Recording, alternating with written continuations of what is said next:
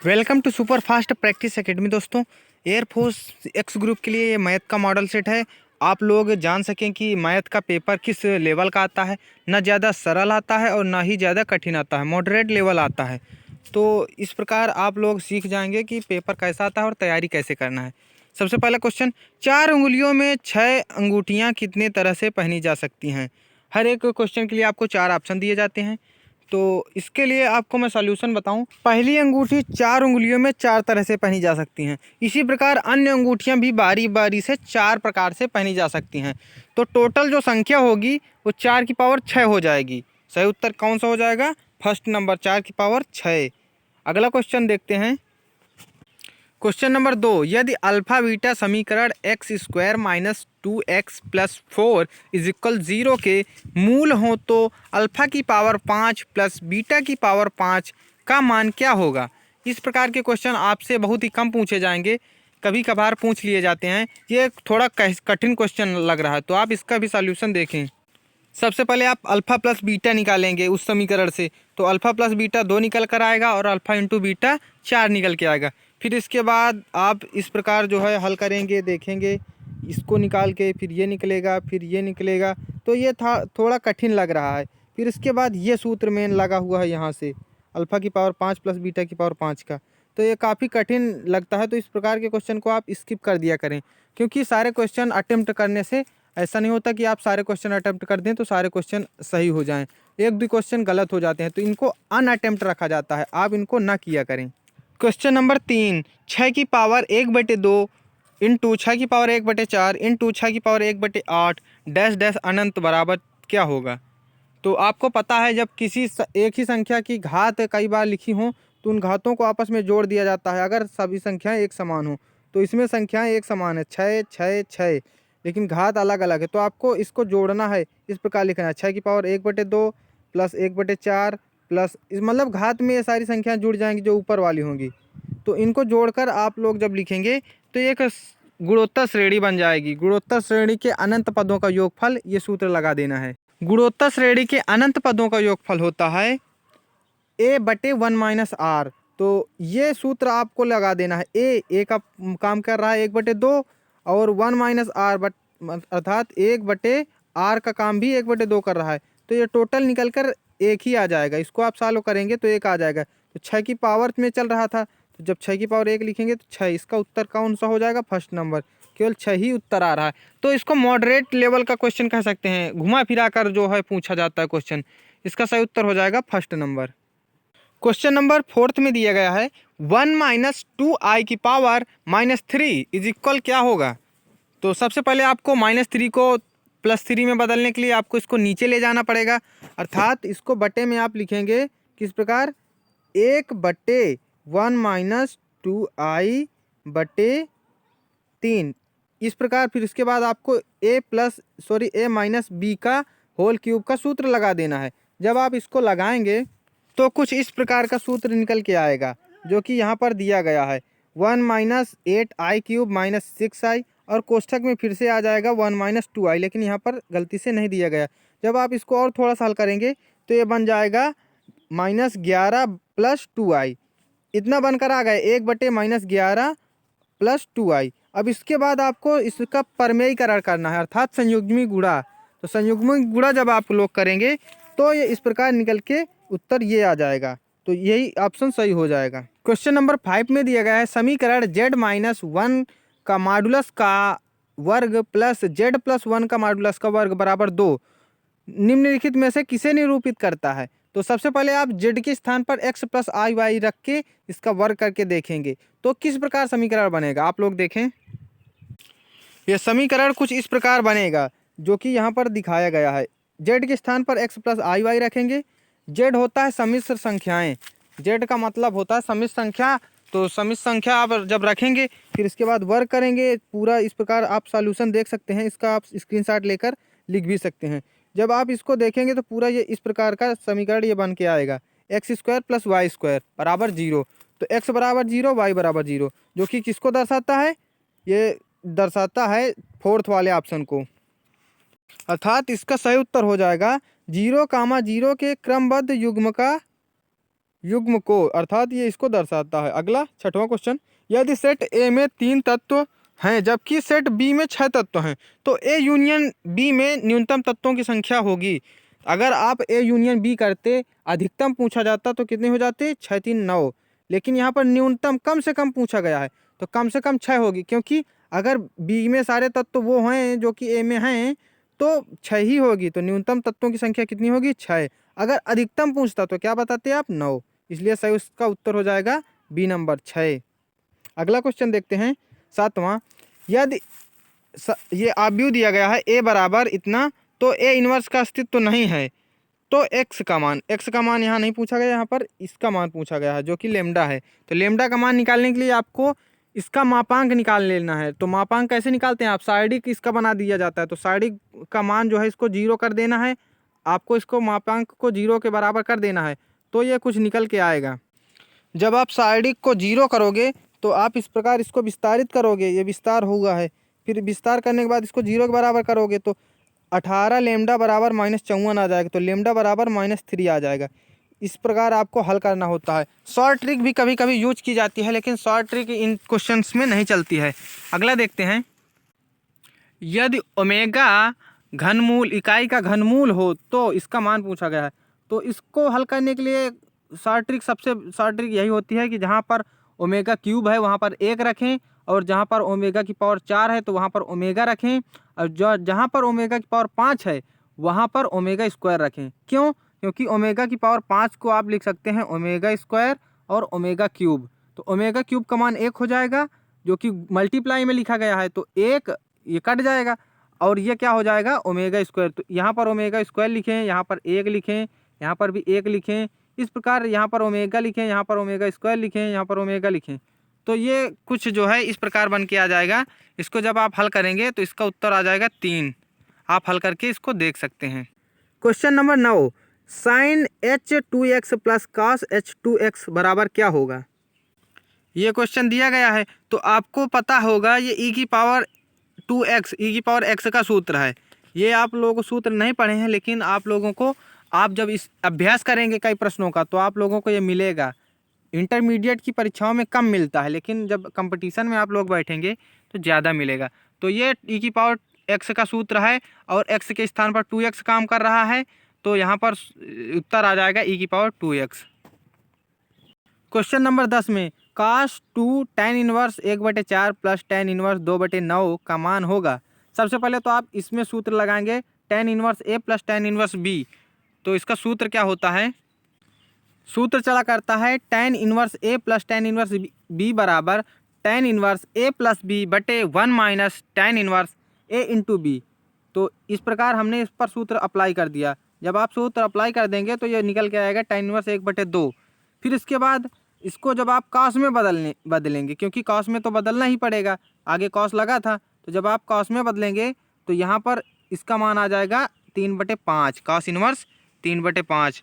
फिर उसके बाद जो है आप जब इसको काट देंगे तो ये उत्तर आ जाएगा केवल 3/5। आप इसका स्क्रीनशॉट भी ले सकते हैं। ये प्रश्न का सॉल्यूशन रहा।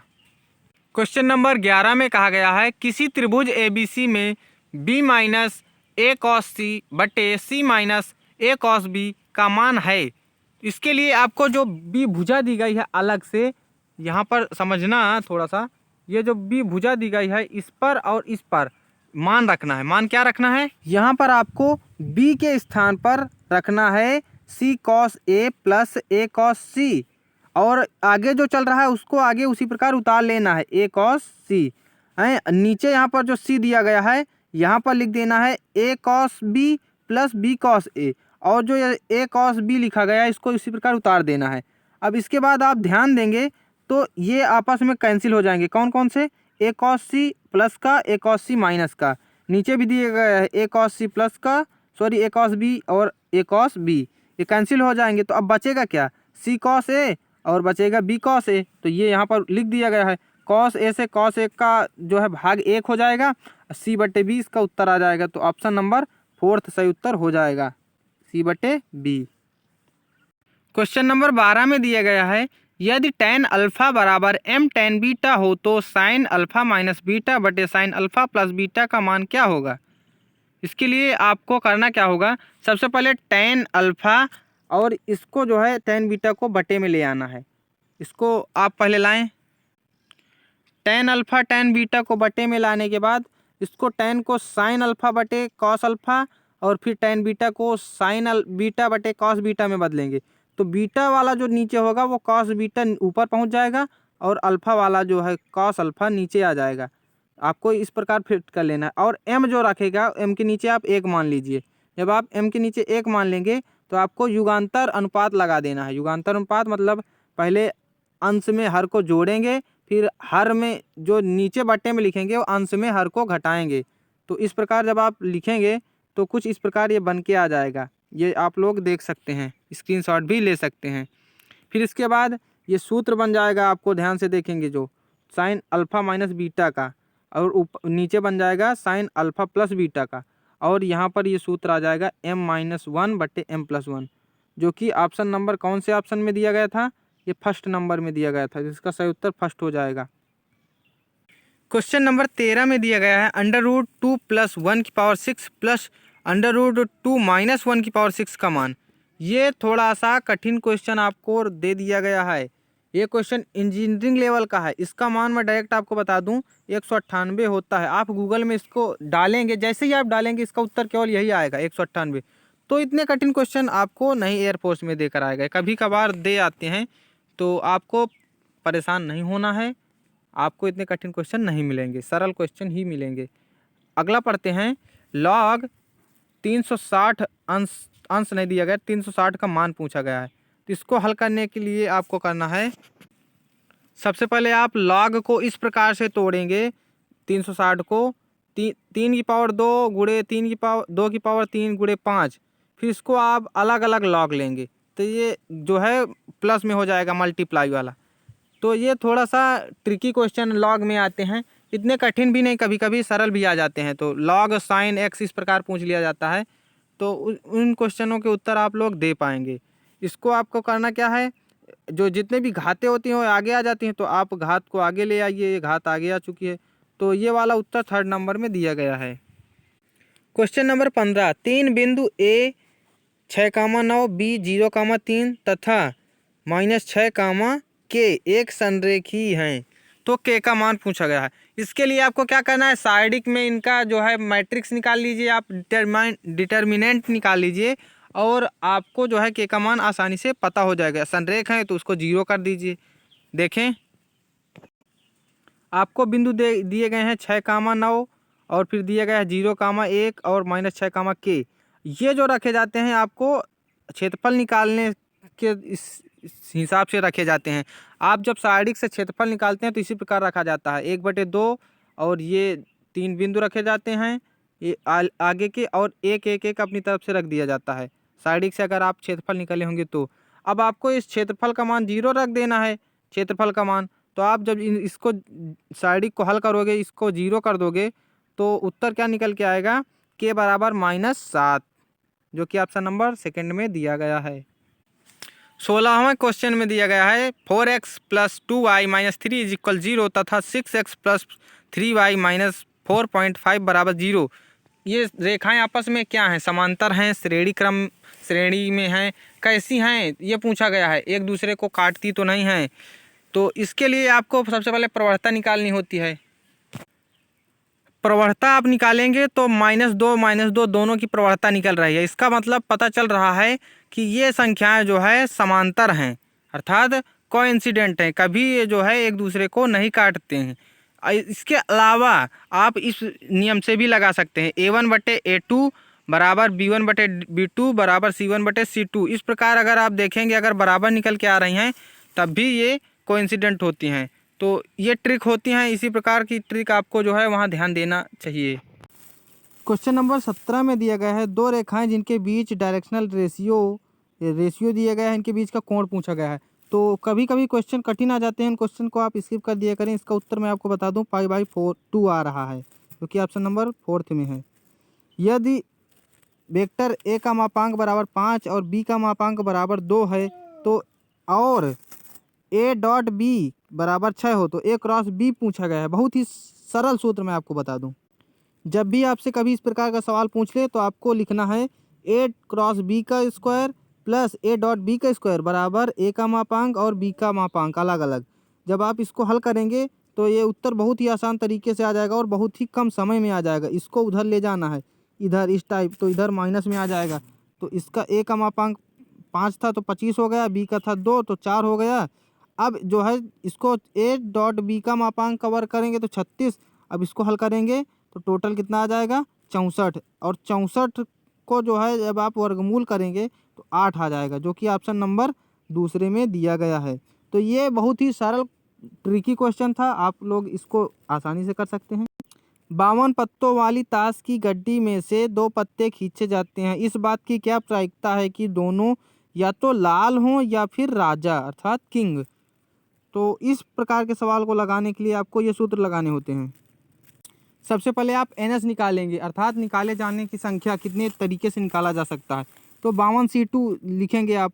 फिर इसके बाद दोनों के लाल आने की घटना ई हो जाएगा और दोनों के राजा आने की घटना एफ हो जाएगा। इसको आप अलग अलग निकालेंगे। लाल आने की घटना 26C2 हो जाएगी और दोनों के किंग आने की घटना 4C2, अर्थात क्योंकि 4 किंग होते हैं तो 4C2। अब एन ई इंटरसेक्शन एफ निकालेंगे तो वो निकल के आएगा क्या 1। फिर उसके बाद पी ई निकालेंगे तो पी ई जो है 325/1326 आएगा। पी एफ क्या आएगा 6/1326। तो पी ई इंटरसेक्शन एफ का मान 1/1326 आ जाएगा। फिर इसके बाद ये थोड़ा कठिन आपको क्वेश्चन लगेगा क्योंकि इस तरह के क्वेश्चन नहीं पूछे जाते हैं, तो आप लोगों को इनको स्किप कर देना है। ये बहुत ही लेंदी क्वेश्चन था, 55/221 आया, आप इसका स्क्रीनशॉट भी ले सकते हैं। इस प्रकार ये सवाल लगाया गया है। मैं आपको बता भी चुका हूँ ज़्यादा लेंदी क्वेश्चन नहीं पूछे जाते हैं। ये थोड़ा कठिन लेवल मैंने उठा लिया है आपके एग्ज़ाम की दृष्टि से कि आपको इससे अच्छी बेहतर तैयारी हो सके, ताकि आप लोगों को सारे क्वेश्चन बाद में सरल लगें। तो ये लिमिट का सवाल दिया गया है 20वां number. x tends to 1 2/x² - 1 minus 1/x-1। तो इसका आपको मान बताना है। तो इसको हल करने के लिए आपको सबसे पहले लासा लेना पड़ेगा। सब में एल हॉस्पिटल ला नहीं लगाया जाता है। तो लासा क्या होगा x² - 1। इसमें अगर x + 1 का गुणा कर दे नीचे और ऊपर तो ये वही बन जाएगा जो कि x² - 1 में बनेगा। तो यहाँ पर लासा जब आप लेंगे तो ये ऊपर बनेगा 2 - x माइनस प्लस हो, सॉरी माइनस ही रहेगा 1, ये बन के आ गया। तो इसके बाद जो है आप इसको नीचे लिखेंगे x² - 1, x² - 1। अब इसके बाद आप ध्यान देना है, यहाँ पर 2 में 1 घट जाएगा तो आ जाएगा 1 - x बट्टे x² - 1, 1 - x बट्टे x² - 1 ये। अब या इसको हम तोड़ सकते हैं दो भागों में, एक होता है x + 1 और हो जाएगा x - 1, ये बन जाएगा कि नहीं। तो x + 1 x - 1 में तोड़ दिया और ऊपर चल रहा है 1 - x, तो आप माइनस को कॉमन कर लेंगे तो x - 1 ऊपर बन जाएगा और बट्टे में क्या चल रहा है x + 1 और x - 1 ये। तो आपस में एक कट जाएगा, कौन सा ये वाला। अब ऊपर क्या बचेगा -1/x + 1। अब आपको लिमिट रख देना है तो उत्तर आ जाएगा 1/2, वो भी माइनस का। तो कौन सा उत्तर दिया गया है ये वाला। इस प्रकार आपको इसको लगाएंगे। अगला दिया गया है y बराबर 5x बट्टे x⁵ हो तो dy/dx क्या होगा। जब भी किसी अचर पद में चर का घात दिया रहता है तो आपको लॉग लेने की ज़रूरत होती है। तो log y बराबर जब आप लिखेंगे तो इसको जो बट्टे में रहता है उसको माइनस में कर दिया जाता है। तो आप इसको हल करके इस प्रकार हल करेंगे जैसा कि हल करके दिखाया गया है। इसको हल करेंगे 1/y dy/dx log 5 और फिर इसके बाद -5/x हो जाएगा। फिर इसके बाद और थोड़ा सा हल करेंगे तो ये इस प्रकार आ जाएगा। और y यहाँ पर गुणा पर आ जाएगा तो y का मान दिया गया है 5x बटे x⁵। इस प्रकार जो है आप लगाएंगे, जो कि ऑप्शन नंबर फर्स्ट में दिया गया है। इसका सही आंसर फर्स्ट हो जाएगा। क्वेश्चन नंबर 22 में दिया गया है y बराबर √sin x + y हो तो dy/dx बराबर क्या होगा।